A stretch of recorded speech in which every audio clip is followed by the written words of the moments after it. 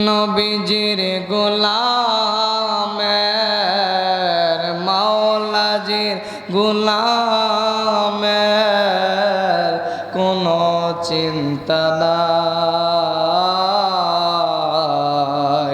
চলো নবীজির জান্নাতে মদিনাতে যাই। চলো নবীজির জিয়ারতে মদিনাতে যাই। হাবিবে খুদা তিনি নবী কামলিওয়ালা, তারি আগমনেতে দুনিয়া উজালা।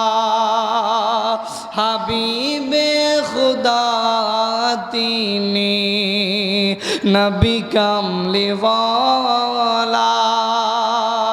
তারি আগমনেতে দুনিয়া উজালা। তারি ছোঁয়াতে এমন, তারি বিরহে এমন অশ্রু ঝরায়।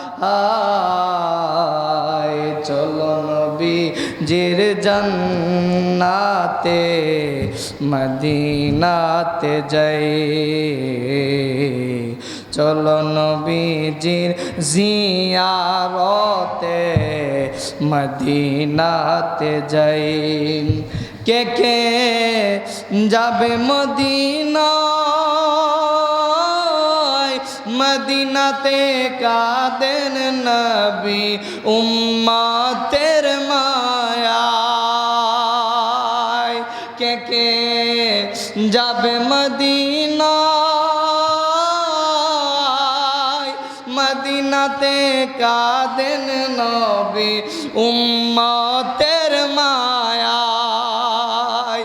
দিন রজনী কাঁদেন তিনি, দিন রজনী কাঁদেন নবী হয়ে বেকরার।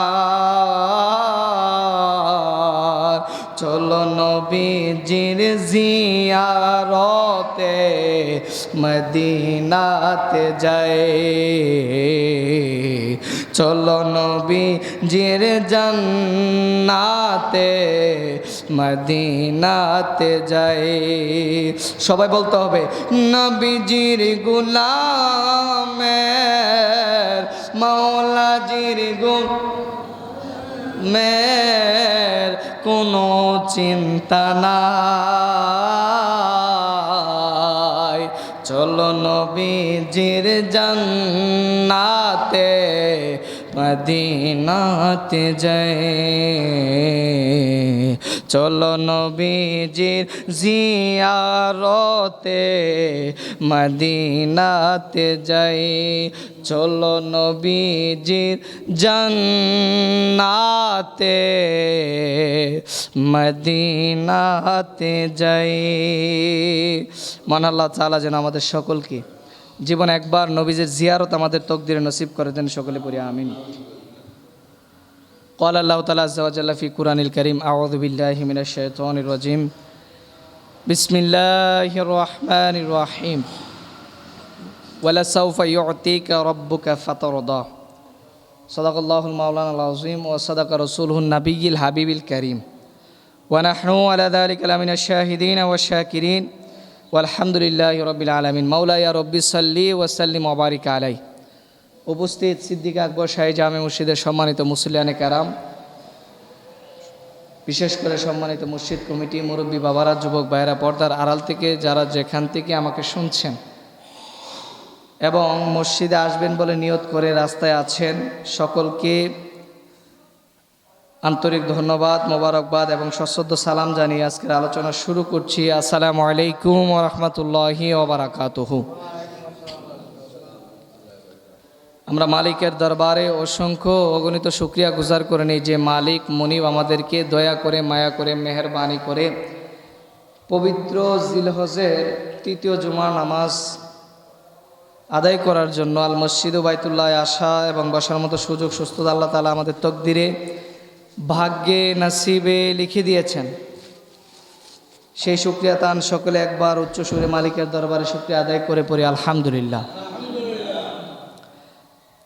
লক্ষ কোটি দুরূদ ও সালামের নজরানা পেশ করছি আমাদের আকা, আমাদের মনিব, আমাদের মাওলা নূরে মুজাসসাম সৈয়দুল মুরসালিন খাতামুন নবিয়্যিন আনিসুল গারিবিন, উম্মতকে তরানে ওয়ালা, বাঁচানে ওয়ালা, উম্মতের জন্য কান্ডারি, উম্মতের জন্য শাফায়াতের কান্ডারি, হাসরের ময়দানে যিনি আমাদেরকে শাফায়াত করে করে জাহান্নামী থেকে জান্নাতি বানাবেন, সেই নবীর কদম মোবারকে আমরা লক্ষ কোটি দুরূদ ও সালামের নজরানা পেশ করছি।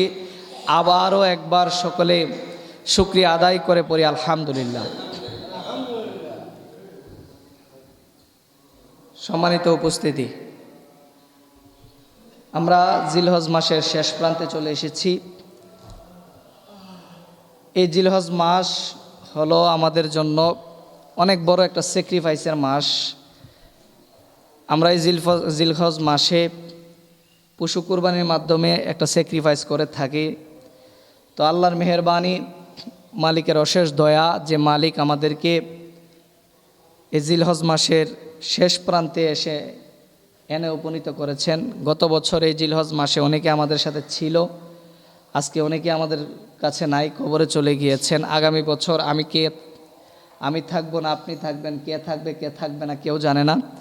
তো আল্লাহ তাআলা আমাদেরকে এই শেষ সময়ে এসে যে জিলহজ পাইয়েছেন, জিলহজের শেষে যেন মহরম আল্লাহ তাআলা আমাদের ভাগ্যে লিখে দেন, সকলে পড়ি আমিন। সম্মানিত উপস্থিতি, আমরা যারা মুসলমান, আমাদের একটা নববর্ষ আছে, বাংলা একটা নববর্ষ আছে, ইংরেজি একটা নববর্ষ আছে। কিন্তু মুসলমান হিসেবে আমাদের বাংলা এবং ইংরেজি নববর্ষ আমাদের সংস্কৃতি নয়। আমাদের সংস্কৃতি হলো বা আমাদের নববর্ষ হলো মহরমের 1 তারিখ। আরবি মাস হলো আমাদের মুসলমানদের নববর্ষ বা সংস্কৃতি। কিন্তু আমরা আজকে দেখেন, যখন জানুয়ারি মাস আসে আমরা 31 নাইট উদযাপন করি, যখন আবার ওই যে এপ্রিলের 14 তারিখ আসে তখন আমরা পয়লা বৈশাখ উদযাপন করি। কিন্তু মুসলমানদের কালচার সংস্কৃতি কখনোই এটা হতে পারে না, কারণ মুসলমানরা হলো আরবি মাস দেখে তারা দিনকে বিচার করে, মাসকে বিচার করে, সেই গণনা হিসাবে মুসলমানদের সংস্কৃতি, মুসলমানদের বৎসর, মুসলমানদের বার্ষিক উদযাপন হবে মহরমের 1 তারিখ। কথা বলুন ঠিক কিনা? তা আমরা সামনে মহরমের 1 তারিখ পেতে যাচ্ছি। রাব্বে কারিম যেন আমাদের সকলকে মুসলিম হিসেবে, মুসলমান হিসেবে হিজরি নববর্ষ আনন্দের সাথে উদযাপন করার তৌফিক দান করুন, সকলে পড়ি আমিন।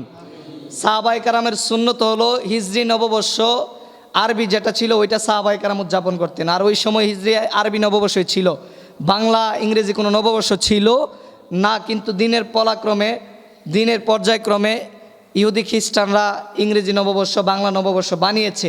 বাংলা নববর্ষ মূলত উদযাপন করে হলো হিন্দুরা, আর ইংরেজি নববর্ষ উদযাপন করে খ্রিস্টানরা। যেহেতু হিন্দুদের এবং খ্রিস্টানদের কালচার, এটা আমাদের কালচার হতে পারে না। আমাদের কালচার হবে মহরমের 1 তারিখ আমরা হিজরি নববর্ষ উদযাপন করবো। আল্লাহ তাআলা আমাদের সকলকে ধুমধামের সাথে মহরমের 1 তারিখ হিজরি নববর্ষ উদযাপন করার তৌফিক দান করুন, সকলে বলি আমিন। সম্মানিত উপস্থিতি, আমাদের আজকের আলোচ্য বিষয়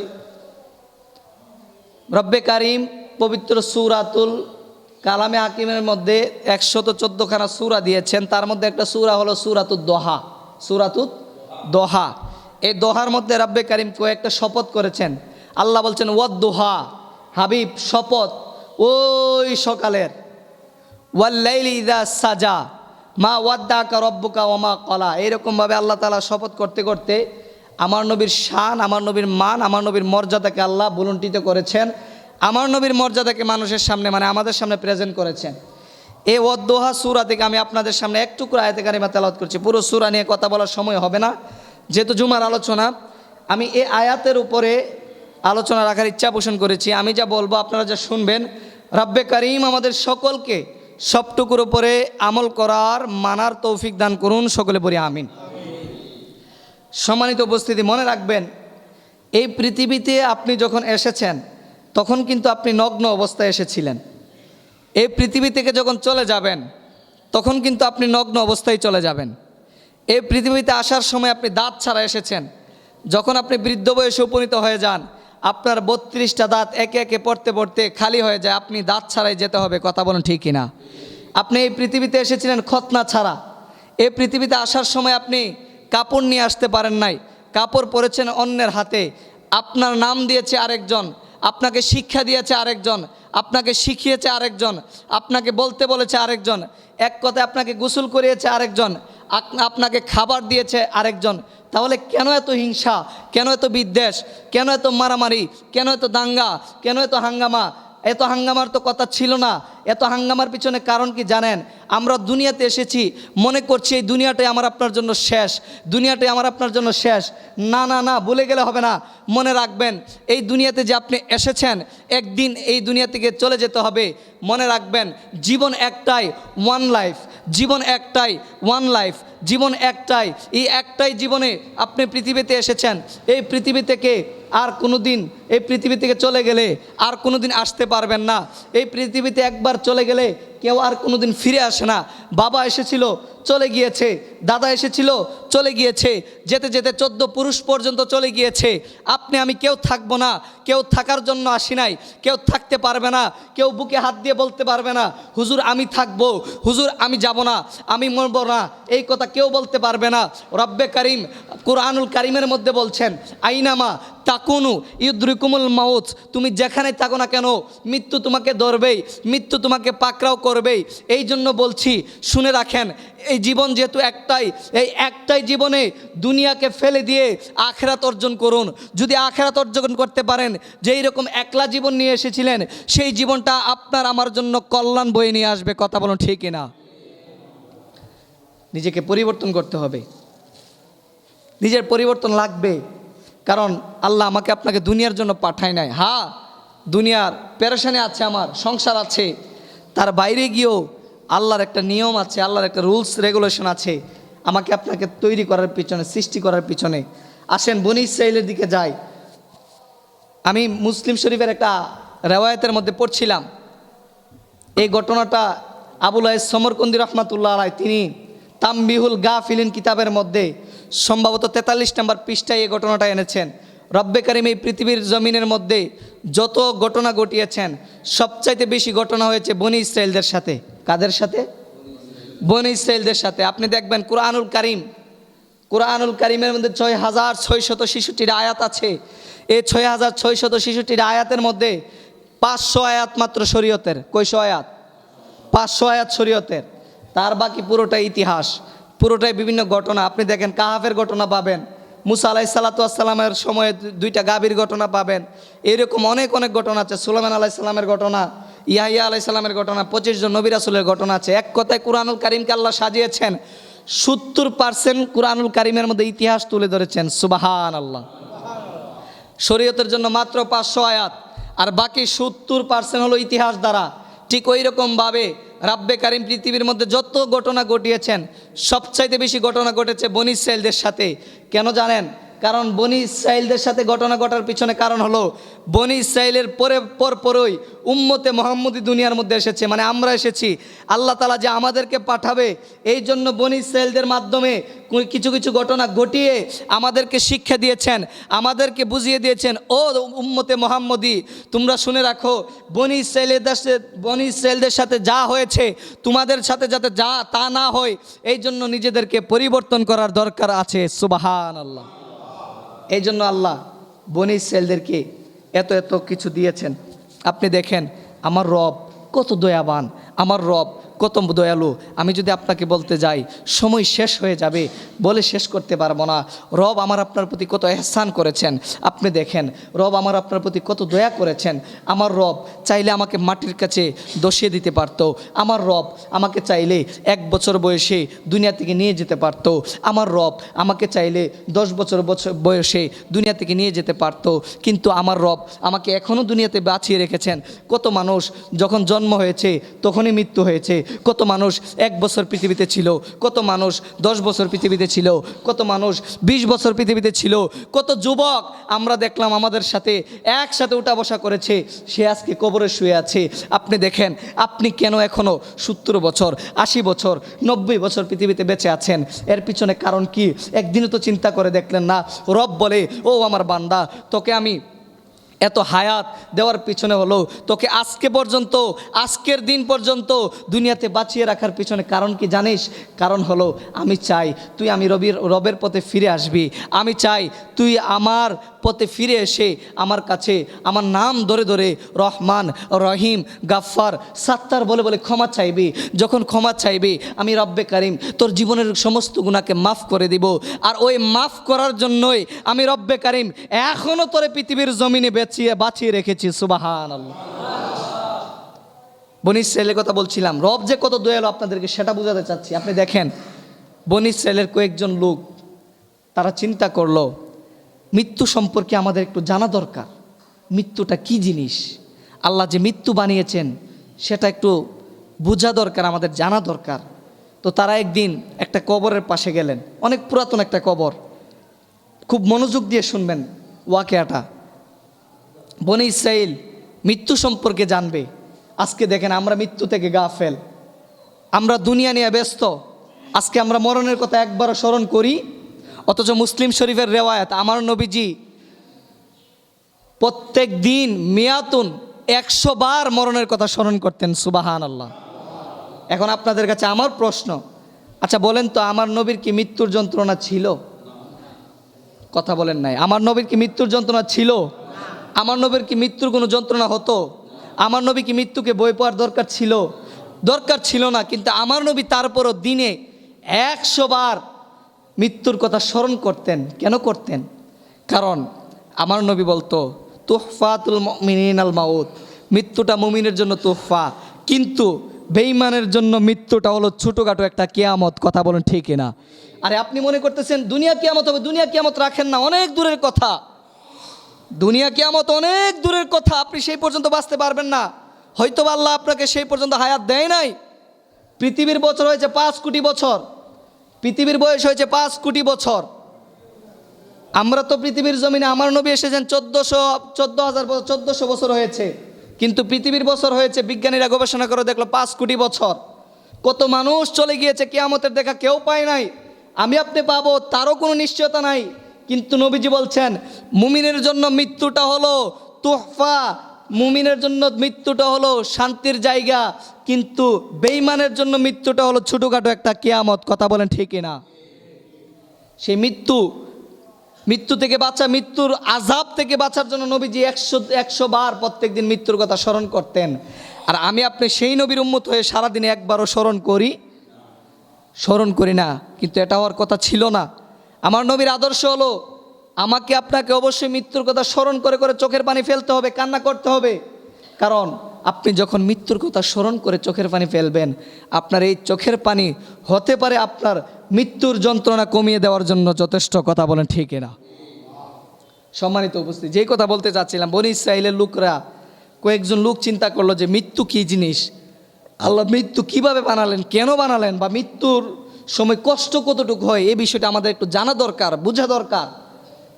আবুল হাইস সমনকদনি রহমাতুল্লাহ আলাই তানবিউল গাফিলিনের 43 নম্বর পৃষ্ঠায় এই ওয়াকিয়াটা এনেছেন। আপনারা কিতাব খুলে পেয়ে যাবেন, কিতাবের রেফারেন্স সহ আমি আপনাদেরকে বলে দিলাম। তো কয়েকজন লোক একটা পুরাতন কবরের কাছে গেলেন, অনেক পুরাতন কবরের কাছে গিয়ে আল্লাহর দরবারে ফরিয়াদ করতেছেন, মালিক আমরা তো মৃত্যু সম্পর্কে জানতে এসেছি, আপনি তো সরাসরি ওহী দিয়ে আমাদেরকে জানাবেন না। আল্লাহ এই কবর থেকে একটা লোক উঠিয়ে দেন, যেই লোকটা এসে আমাদেরকে মৃত্যু সম্পর্কে বলে যাবে। আল্লাহু আকবার। যখন ওনারা আল্লাহর কাছে ফরিয়াদ করলেন, আল্লাহর কাছে ফরিয়াদ করার সাথে সাথে রাব্বে কারিমের হুকুমে ওই কবর থেকে 90 বছরের একজন মুরব্বী, কই বছরের? 90 বছরের এক মুরব্বী কবর থেকে উঠলেন। উঠার পরে ওই মুরব্বী তাদেরকে ডেকে বলতেছে, আমি তো কবরের মধ্যে ছিলাম, কবরের মধ্যে আমাকে দেওয়া হয়েছিল অনেক দিন আগে, দীর্ঘদিন আগে, তোমরা কেন কবর থেকে আমাকে ডেকে আনলে? তার পিছনে কারণ কি? যখন এই কথা বলল, বনী ইসরাইলের লোকেরা ওই মুরব্বীকে জিজ্ঞেস করতেছে, ও বাবা, আপনি তো কবরে চলে গিয়েছেন, অনেক দিন হয়েছে। আপনি কবরে যাওয়ার আগে যে আপনার মৃত্যু হয়েছিল, সেই মৃত্যু সম্পর্কে একটু জানার জন্য আপনাকে কবর থেকে উঠানো হয়েছে। আমরা জানতে চাই, আপনার যখন মৌত এসেছিল, আজরাইল যখন মৌতের পরোয়ানা নিয়ে আপনার কাছে হাজির হয়েছিল, আজরাইল যখন মৌতের চিঠি নিয়ে আপনার ঘরে খানা দিয়েছিল, ওই মুহূর্তে আপনার কেমন লেগেছিল, ওই মুহূর্তটা আমরা একটু জানার জন্য আপনাকে কবর থেকে উঠিয়েছি। আজকের দিনে আপনি আমাদেরকে সেই জিনিসটা একটু বলে যান, যাতে করে আমরা নিজেদেরকে পরিবর্তন করতে পারি, পরিশোধন করতে পারি, যাতে করে মৃত্যুর জন্য নিজেকে প্রিপেয়ার করতে পারি। হায় রে ভাই, আপনি চিন্তা করলেন না, মানুষ মৃত্যু থেকে পালিয়ে বাঁচতে চায়, কিন্তু মৃত্যু থেকে মানুষ পালিয়ে বাঁচতে পারবে না। মানুষ চাইলে মৃত্যুর কষ্ট থেকে পালিয়ে বাঁচতে পারে, কথা বলেন ঠিক কিনা? আপনি চাইলে মৃত্যুর কষ্ট থেকে বাঁচতে পারেন, কিন্তু মৃত্যু থেকে বাঁচতে পারবেন না। জীবন প্রদীপ যেহেতু একবার জ্বলেছে, সেটা আপনার একবার না একবার নিভবেই। আর কখন নিভবে, কোথায় নিভবে কেউ জানে না, কিন্তু জীবন প্রদীপ নিভে যাবে, এটাই হলো সত্য কথা। কথা বলেন ঠিক কিনা? এটাই হলো সত্য কথা। যখন ওনাকে প্রশ্ন করা হলো, ভাই মৃত্যু সম্পর্কে একটু বলেন না, আপনার মৌতের সময় কেমন লেগেছিল, যখন ওনাকে প্রশ্ন করা হয়েছিল, উনি চোখের পানির সাথে সাথে ছেড়ে দিয়ে বলতেছে, ভাই আল্লাহ তাআলা যখন আমাকে দুনিয়া থেকে নেওয়ার জন্য আজরাইলকে পাঠালেন, আজরাইল যখন আমার ঘরের দরজার মধ্যে এসে দাঁড়ালেন, আমি আজরাইলকে দেখে সাথে সাথে অজ্ঞান হয়ে গেলাম। জিজ্ঞেস করা হলো, কেন অজ্ঞান হয়ে গেলেন? বলে, আজরাইলের এত ভয়ঙ্কর সূরত আমি দেখেছি, এত ভয়ঙ্কর দৃশ্যটা আমি দেখেছি। আজরাইল আসমান থেকে জমিন পর্যন্ত তার একটা হাইট রয়েছে, তার একটা দূরত্ব রয়েছে। সে যখন আমার ঘরের দরজার সামনে দাঁড়িয়েছে, আমার মনে হয়েছে তার মাথাটা আসমানের মধ্যে লেগে আছে। আল্লাহু আকবার। তার মাথাটা আসমানের মধ্যে লেগে আছে। তারপরে কি হয়েছে বলতেছে, ভাই আমি যখন আজরাইলের এই দৃশ্য দেখলাম, আজরাইল আমার কাছে খুব ভয়ঙ্কর একটা সূরতে এসেছিল, খুব ভয়ঙ্কর একটা সূরত, যেটা দেখে আমি সাথে সাথে অজ্ঞান হয়ে গেলাম। অজ্ঞান হয়ে যাওয়ার পরে আজরাইল যখন আমার রুহটা নেওয়ার জন্য আমার বুকের মধ্যে যখন থাবা মারলেন, থাবা মারার সাথে সাথে আমার হাত পায়ে যত রোগ ছিল, সমস্ত রোগগুলো ঠাস ঠাস করে ছিঁড়ে গিয়েছে। আল্লাহু আকবার। তখন ওই লোক বলতেছে, ভাই আজরাইল আমার বুকের মধ্যে হাত দেওয়ার পরে আমার কাছে এমন কষ্ট মনে হয়েছে, এমন কষ্ট অনুভব হয়েছে, ফিল হয়েছে, যে পৃথিবীর মধ্যে পুরো পৃথিবীর সমস্ত পাহাড় যদি আমার বুকের উপরে তুলে দিত, তারপরে আমার অতটা কষ্ট হইতো না, যতটা কষ্ট হয়েছে আজরাইলের একটা হাত আমার বুকের উপরে রেখে দেওয়ার সময়। আল্লাহু আকবার। সেই আজরাইল আমার আপনার ঘরের মধ্যে আসবে, একদিন আমাকে আপনাকে নেওয়ার জন্য আসবে। সে আজরাইলকে একদিন আমার নবী জিজ্ঞেস করছেন, ও আজরাইল, তোমার কাছে জানতে বড় ইচ্ছে করছে, তুমি মুমিনের সাথে কেমন আচরণ করবে, আমাকে একটু বলো না।